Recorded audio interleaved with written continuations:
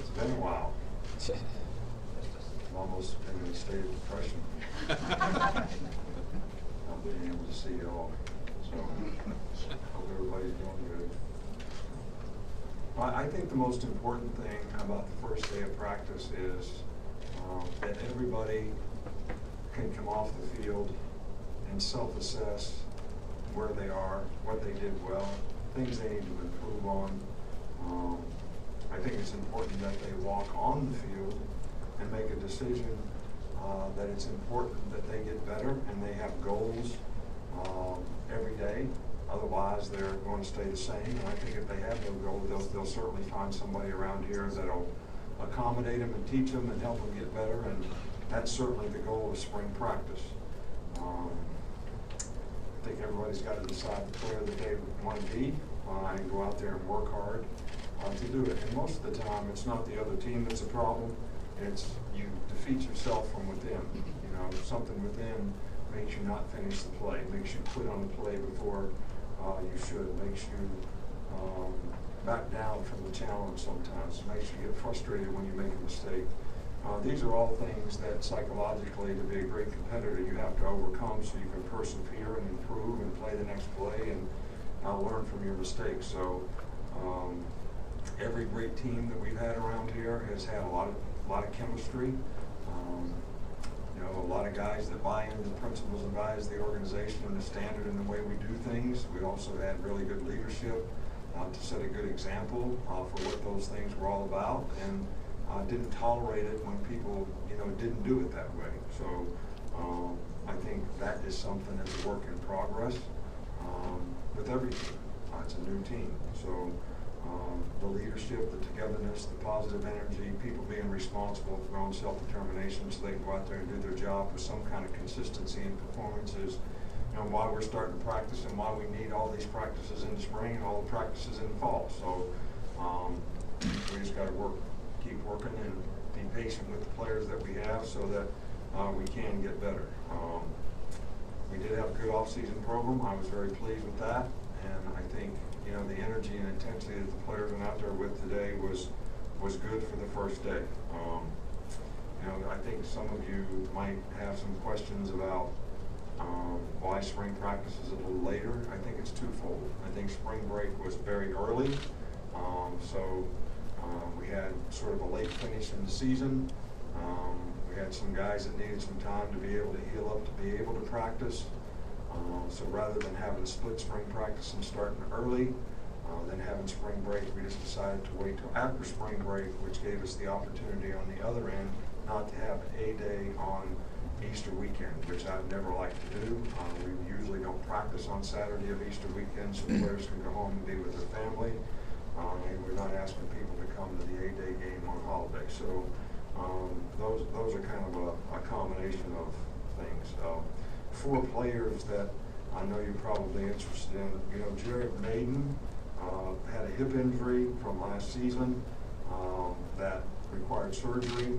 So he's going to be limited throughout the spring and probably be able to participate very little, but should have a full recovery. Sean Dion Hamilton, as you all know, had an ACL in the SEC championship game. So he's doing some things. He is dry land running, but probably will also be limited throughout the spring, but also anticipate a full recovery. B.J. Emmons and Bo Scarborough are both guys that are doing individual drills and are able to do some things and probably will make progress throughout the spring and probably be able to go in a short period of time. So they're all doing very well, and I don't think we have any issues with that. We've got 3 new coaches on the staff, and all of them have worked for us before, so they kind of know what to expect. And, you know, Brian's done a really good job and worked really hard with the coaches that we have to make some changes in the offense, but also try to keep the things that we do well and that Jalen can do well, and maybe that our young quarterbacks can do well, which is going to be important for us. And you know, Mike Loxley was with us last year and is a very good coach, so I feel good about the staff that we have. And Joe Punzio has been here before and will do a good job as well. So we got a lot of good players to replace, nothing unusual. So it creates a lot of opportunity for a lot of guys, and we'll see how they respond to it and see how much progress we can make throughout the spring. Start here in the middle with Cecil. Hey, Coach.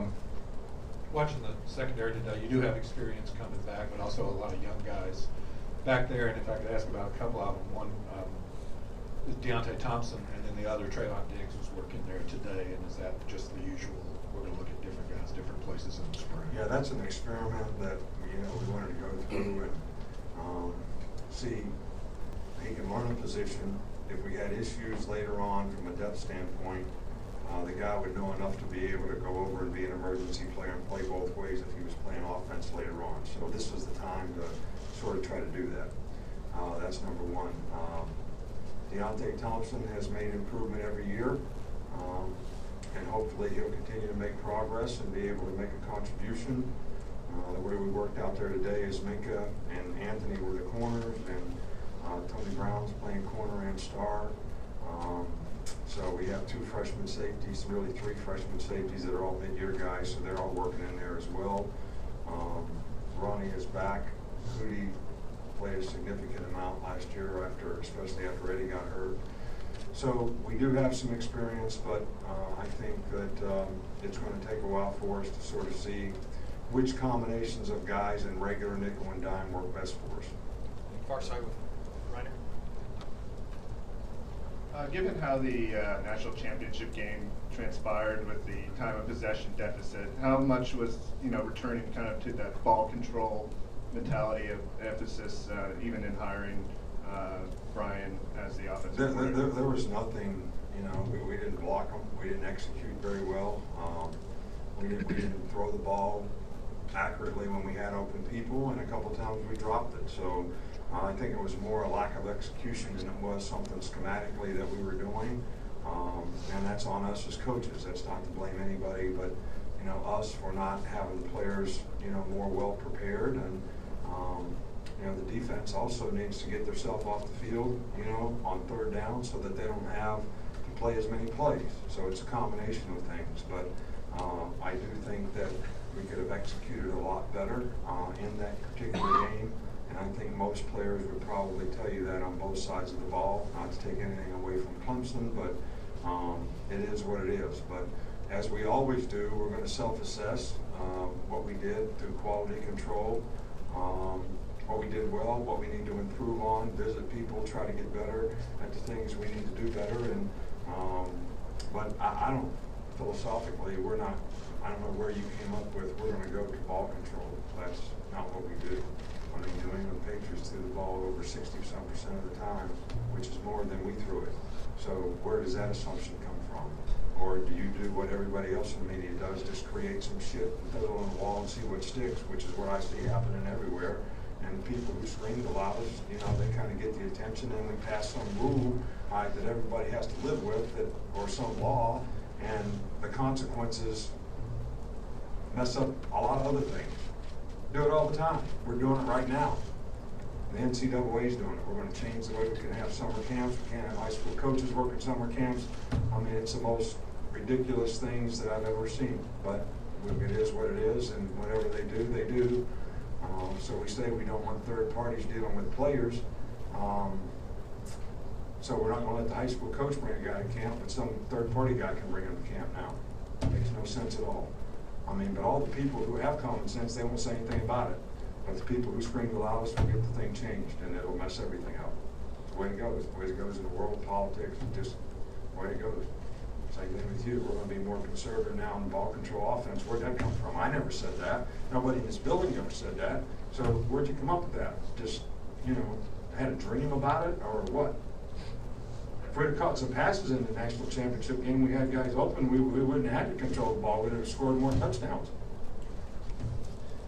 Okay, we'll go back here to Charlie. You mentioned how this isn't his first stint here, but what does Joe Panunzio bring to the staff as a non-field assistant?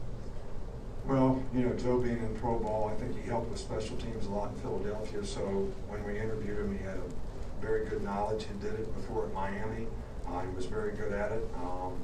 So he was working on the field there as an assistant, sort of an assistant to an assistant. So I think his energy and enthusiasm will be really important on special teams, and I think he's a good teacher, and I think it's going to help some of our young players who probably need to be core special teams guys for us. I think one of the things that hurt us last year, we lost 6 guys through the course of the season. We had 6 guys transferred last year, then we lost 6 guys through injury for the year. And I think those things affected us at the end of the year, probably more on special teams than any place else, because it made some players play too many plays. And it affected the quality of how I think we played on special teams. Stay right here with there.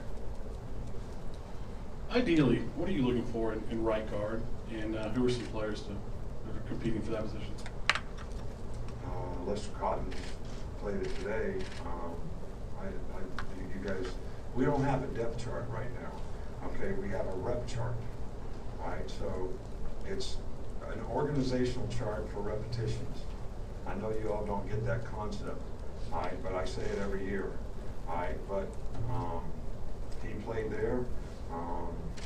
You know, we're going to try to get the best 5 offensive linemen. I can't really tell you after one day practice, you know, who's doing great at offensive line. It's hard to evaluate those guys in the off-season program. There's nobody who struggles more in the off-season program than the big guys. It's good for them, but, you know, the skill guys look great doing it. The big guys don't look so good.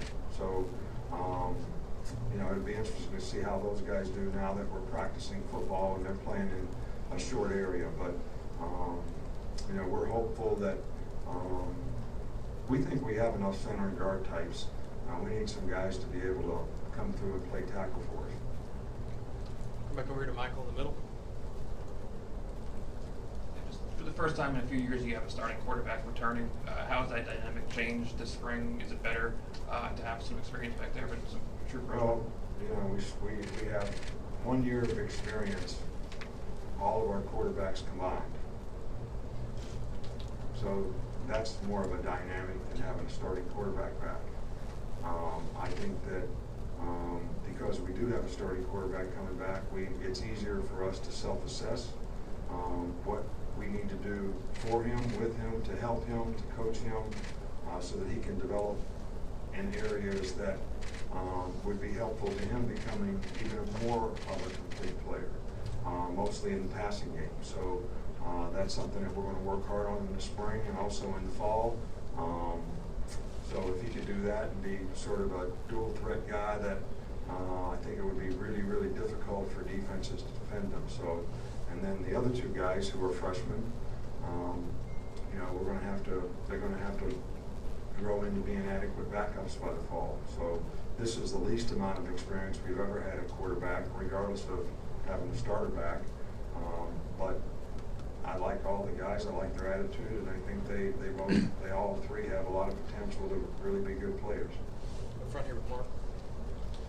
Yeah, you mentioned Mika playing some corner today. What is it about his skill set that let him sort of change within positions like that within the same year and in the same offseason? Well, we'd rather not have to change it from one place to the other, but last year, based on some of the things that happened, you know, we had to do it. So, you know, he's played star, he's played safety and started games, and he's also played some corner for us, and he's played all 3 of those positions very well. So it's nice to have a guy like that, that if somebody came through as a starting corner, he could play someplace else. If somebody came through as a really good safety, then you could feel comfortable leaving him at corner. So it's really unique to have a guy that's as smart as he is, has as good an understanding of the game, that really can play all those positions. 2 more. We'll start with Chris. Yeah, I want to go back to when you were talking about the psychology of the team. When a season ends like away last year did, do you do anything different, or is it just trying to get back to business as normal as fast as possible?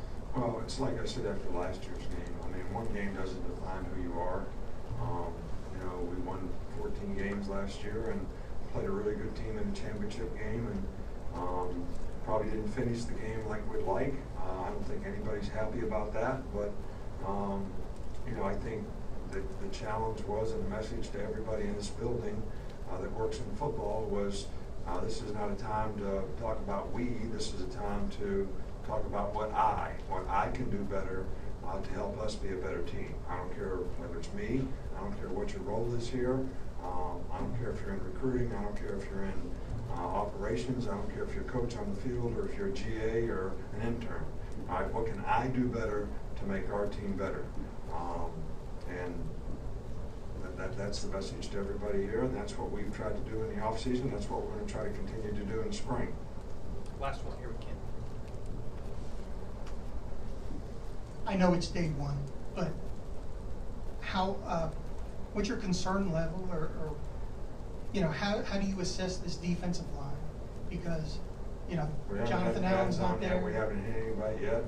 I mean, I don't know. I mean, I think Isaiah Bucks can be a good play. Deshaun Hand has been a good player for us. Deron Payne has played a lot of football around here for 2 years and been a good player for us. Raekwon played some last year. Quentin Williams is going to have to play some. Josh Frazier played, quite a bit last year. We got a couple other freshmen coming in.